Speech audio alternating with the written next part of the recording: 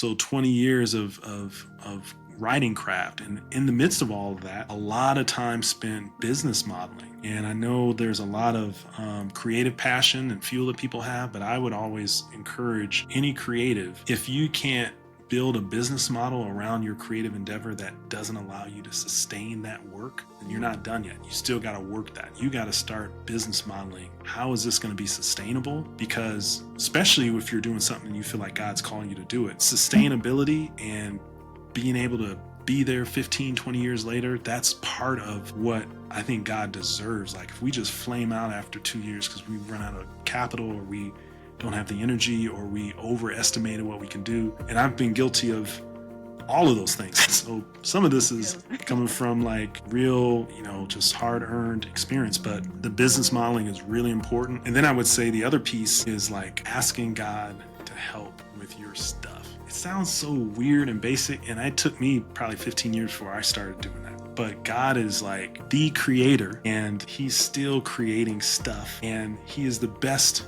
designer and the best business modeler and the best writer and the best, like he's the best everything. And so like whatever it is you're doing, if you got a restaurant and you're making the next, amazing dish, like invite him into that and see what he does. If you're a fashion designer and you've got some really cool, like killer styles and designs you want to get out there in the market, like invite him into that. Like he's got ideas on all of this stuff. So prayerfully invite him into that.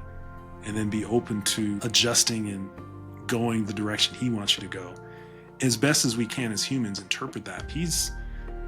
I've found like when you're actually asking him and you actually want to know, like stuff is pretty clear. He'll course correct you pretty good, but then he'll also give those affirmations when you're on the path that's lined up with his macro plan.